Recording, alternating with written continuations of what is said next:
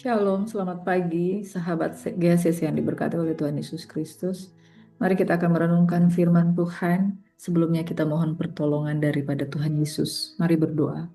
Terima kasih Tuhan, terpujilah namamu. Terima kasih Engkau telah membangunkan kami dengan tubuh yang sehat, kuat, diberkati Tuhan.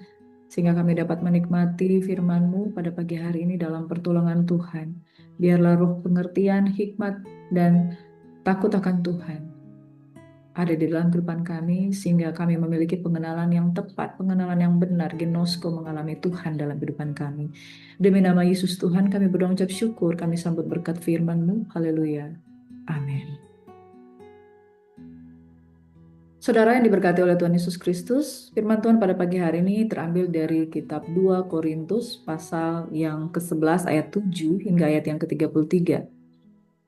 Pelayan sejati bukan untuk mencari untung, tetapi menanggung derita supaya salib Kristus itu tidak dipermalukan, saudara.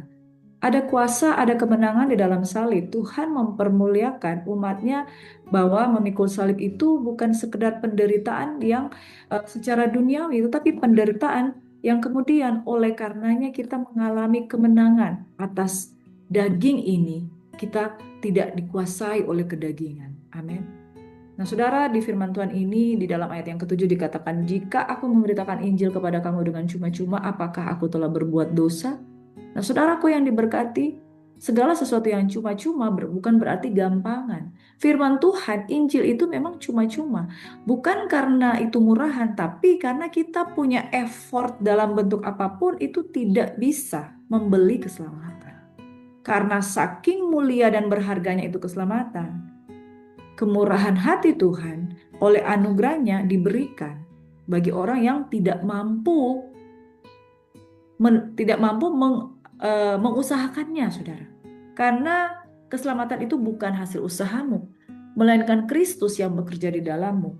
Setelah diselamatkan, itulah yang dapat kita kerjakan, masuk di dalam kekudusan dengan hak istimewa. Kalau kita tanpa Yesus, kita mau saleh bagaimana seperti apapun, saudara, tidak akan bisa. Kita mau saleh dengan memperbanyak pahala-pahala, tidak akan bisa membeli keselamatan. Keselamatan itu diberikan dengan cuma-cuma. Oleh karena diberikan dengan cuma-cuma, maka kita harus sepadan dengan keselamatan yang Tuhan berikan. Di dalam hal Paulus membela pelayanannya, dia bukan hanya sekedar ingin membuktikan kemudian motivasinya, juga menunjukkan bahwa penderitaan, pengorbanan adalah bagian dari di originalitas dari seorang rasul atau pelayan Kristus. Artinya begini, seorang pelayan itu identik dengan penderitaan dan pengorbanan, tapi pengorbanan yang seperti apa? Ketika Paulus dan Silas memberitakan Injil, maka orang-orang itu menentang dia sehingga dia harus masuk penjara. Tetapi ketika mereka memuji dan menyembah Tuhan, maka belenggu-belenggu penjara itu diruntuhkan. Saudara, ada kuasa di balik penderitaan, ada kuasa di balik salib. Itu sebabnya firman Tuhan katakan di dalam Injil Matius, Injil Markus, Injil Lukas dikatakan, kalau kamu mau mengikuti aku, sangkal diri, pikul salib. Lukas mengatakan setiap hari dan mengikuti aku. Itulah bagian dari penderitaan pengorbanan. Tapi hamba Tuhan, rasul, pelayan Kristus yang tidak mau mengalami penderitaan, patut dipertanyakan kehambaannya. Di tengah dunia yang mengukur segala sesuatu dengan kesuksesan, popularitas, dan kemewahan, Paulus menunjukkan jalan yang terbaik, yaitu kerendahan, kesetiaan, dan penderitaan. Bapak, Ibu, Saudara yang diberkati oleh Tuhan Yesus Kristus, firman Tuhan kita akan baca bersama-sama dari 2 Korintus 11 ayat 7 hingga ayat 33. Paulus tidak mementingkan diri sendiri. Apakah aku berbuat salah jika aku merendahkan diri untuk meninggikan kamu? Kalau karena aku memberitakan Injil Allah itu kepada kamu dengan cuma-cuma, jemaat-jemaat lain telah kurampok dengan menerima tunjangan dari mereka supaya aku dapat melayani kamu. Dan ketika aku dalam kekurangan di tengah-tengah kamu, aku tidak menyusahkan seorang pun, sebab apa yang kurang padaku dicukupkan oleh saudara-saudara yang datang dari Makedonia. Dalam segala hal, aku menjaga diriku supaya jangan menjadi beban bagi kamu, dan aku akan tetap berbuat demikian. Demi kebenaran Kristus, di dalam diriku aku tegaskan bahwa kemegahanku itu tidak akan dirintangi oleh siapapun di daerah-daerah Akhaya. Mengapa tidak? Apakah karena aku tidak mengasihi kamu? Allah mengetahuinya. Tetapi apa yang kulakukan akan tetap kulakukan untuk mencegah mereka yang mencari kesempatan guna menyatakan bahwa mereka sama dengan kami dalam hal yang dapat dimegahkan. Sebab orang-orang itu adalah rasul-rasul palsu, pekerja-pekerja curang yang menyamar sebagai rasul-rasul Kristus. Hal itu tidak usah mengherankan, sebab iblis pun menyamar sebagai malaikat terang. Jadi, bukanlah suatu hal yang ganjil jika pelayan-pelayannya menyamar sebagai pelayan-pelayan kebenaran. Kesudahan mereka akan setimpal dengan perbuatan mereka. Kuulangi lagi, jangan hendaknya ada orang yang menganggap aku bodoh. Dan jika kamu juga menganggap demikian, terimalah aku sebagai orang bodoh supaya aku pun boleh bermegah sedikit.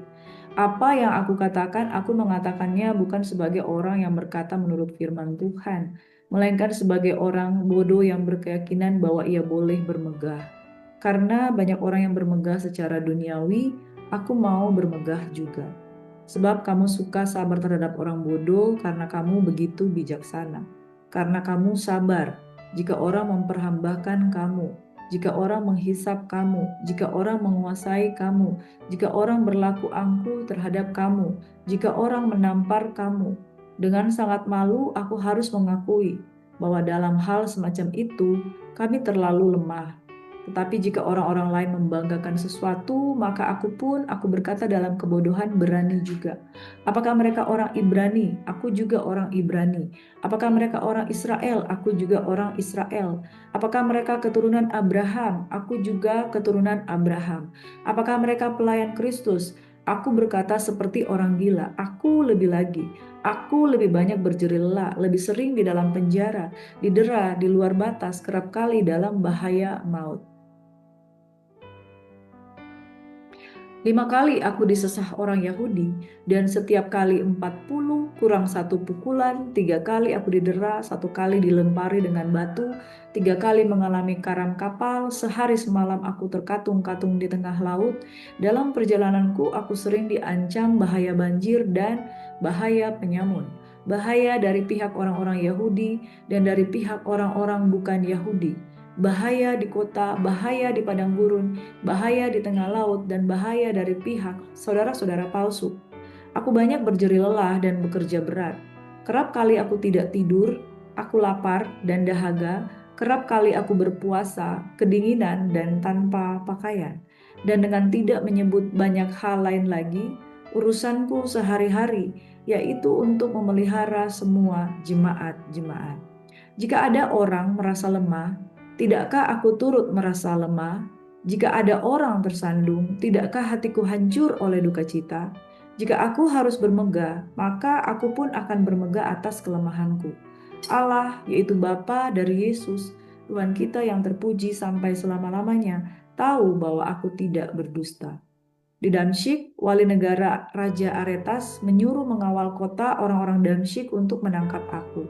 Tetapi dalam sebuah keranjang aku diturunkan dari sebuah tingkap keluar tembok kota, dan dengan demikian aku terluput dari tangannya. Bapak Ibu Saudara yang diberkati, kalau kita membaca di dalam pasal 11 ayat 7 hingga ayat 33, sepertinya Rasul Paulus sedang pamer tentang penderitaannya. Apa sih maksudnya? Kalau seseorang pamer berarti bukankah dia menyombongkan diri? Bukankah dia bermegah? Tetapi dia katakan begini, jika aku harus bermegah, maka aku akan bermegah atas kelemahanku. Allah yaitu Bapa dari Yesus Tuhan kita yang terpuji sampai-selamanya tahu bahwa aku tidak berdusta. Nah saudara, dikatakan di dalam ayat 24, 5 kali aku disesah orang Yahudi, setiap kali, jadi bukan cuma 40 kali kurang 1, tapi setiap kali berarti 40 kurang 1 pukulan kali 5. Hitung saudara. Berarti ada sekitar 200 dikurangi 5, sekitar 195 pukulan. 3 kali aku didera, 1 kali aku dilempari batu, 3 kali mengalami karam kapal, sehari semalam aku terkatung-katung di tengah laut. Diancam bahaya banjir, bahaya penyamun, bahaya dari pihak orang Yahudi, bahaya dari orang bukan Yahudi, bahaya di kota, di padang gurun, tengah laut, dari saudara-saudara palsu. Berjeri lelah dengan bekerja berat dan bahkan terkadang tidak tidur, lapar, dahaga, puasa, kedinginan tanpa pakaian, dan tidak dengan menyebutkan hal yang lain, yaitu ketika dalam kondisi harus memelihara semua jemaat. Saudara, apa yang harus dibanggakan?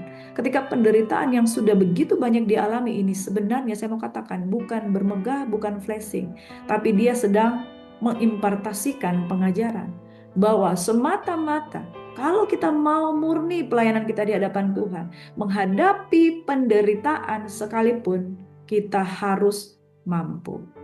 Dia tidak berbicara tentang penderitaan untuk merengek, untuk cengeng, tapi dia mengajarkan bahwa di tengah-tengah kelemahan dia dapat bermegah. Di dalam Kristus Yesus dia dapat tetap memberitakan Injil. Karena ada apa, saudara? Pada waktu itu dia sedang berbicara kepada jemaat Tuhan yang mengalami di mana ada pengajaran-pengajaran lain juga yang beredar, yaitu rasul-rasul palsu. Nah, kalau rasul-rasul yang sejatinya harus ketika diizinkan Tuhan mengalami penderitaan, ia harus bisa menjalaninya. Bukan rasul-rasul yang cuma bisa tampil tapi tidak bisa menjalani penderitaan. Saudara, karena penderitaan itu adalah bahan untuk ujian. Beberapa poin penting kita akan pelajari bersama, saudara. Pelayanan yang tulus itu tidak menuntut upah, imbalan, gaji, penghormatan. Ayat 7 dan ayat 12 dikatakan Paulus tidak meminta kok bayaran dari jemaat Korintus. Bahkan untuk melayani mereka, dia menerima bantuan dari jemaat lain agar tidak menjadi beban bagi jemaat Korintus dalam hal ini supaya dia tidak menjadi batu sandungan. Apakah kita melayani karena kasih atau karena ingin dihargai, diberi upah?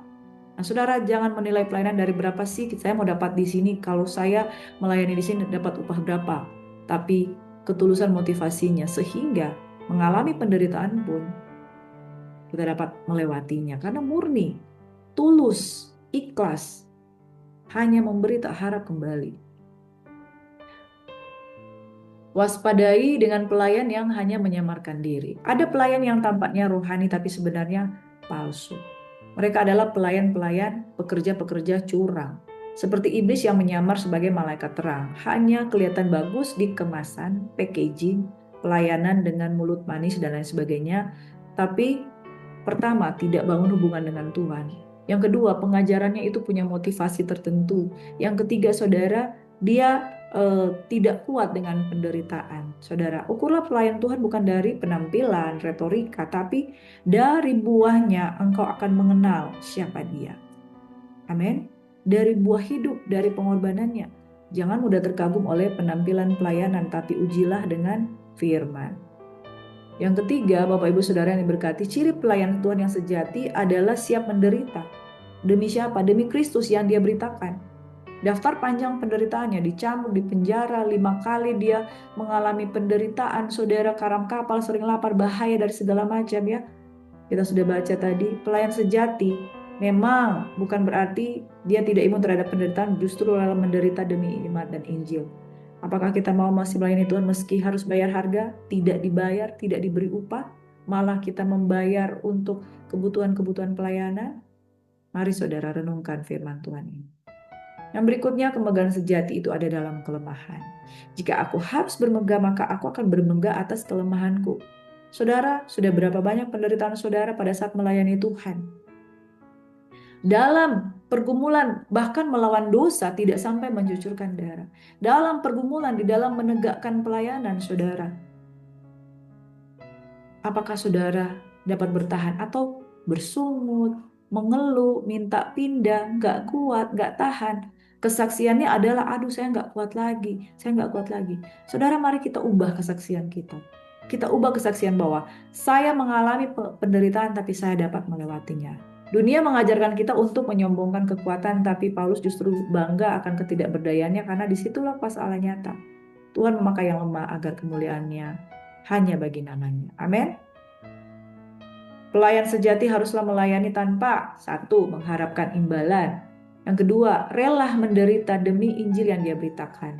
Tiga, tidak sombong, tidak menyombongkan kekuatan, tapi bermegah dalam kelemahan. Dan saudara, kalau Tuhan izinkan penderitaan, anggap itu sebagai suatu kebahagiaan, karena itu adalah alat Tuhan untuk merendahkan diri kita dan untuk menunjukkan sampai sejauh mana kita bisa menang. Yang keempat, jangan hanya sekedar packaging terlihat rohani, tapi harus benar-benar menghidupi kebenaran. Mari kita berdoa supaya kita menjadi pelayan Tuhan yang sejati, jangan cuma tampilan luar, tapi di dalam itu tidak ada isinya. Motivasi pribadi kita harus murni, ganti dengan hati yang melayani dan minta Tuhan kuatkan supaya tetap setia. Tidak ada pelayanan yang mudah, tetapi dalam nama Yesus semua dapat kita tanggung di dalam Dia. Mari kita berdoa. Bapa di surga, berikan kami motivasi hati yang benar. Oleh sebab itu, biarlah Engkau menguji kami setiap-tiap hari, supaya kami dapati apakah kami tetap tegak berdiri atau tidak. Diberkatilah orang yang mengandalkan Tuhan, yang motivasinya setiap hari dimurnikan oleh Tuhan, sehingga Engkau mendapati kami tetap setia melayani Tuhan sampai selama-lamanya. Demi nama Yesus Tuhan kami berdoa mengucap syukur. Berkati pelayan-pelayan Tuhan, berkati setiap kami, agar setiap kelemahan kami menjadi satu kebanggaan bahwa Yesus ada bekerja dalam kami. Roh Kudus bekerja, Roh Kudus bekerja, Roh Kudus bekerja. Dalam nama Yesus, mujizat itu nyata dalam setiap kami. Haleluya. Amin. Mari saudara tetap melayani dengan sukacita. Pertolongan Tuhan sungguh ada bagi engkau yang setia melayani Tuhan. Miliki motivasi yang murni, andalkan Tuhan setiap hari. Amin. God bless you. Shalom.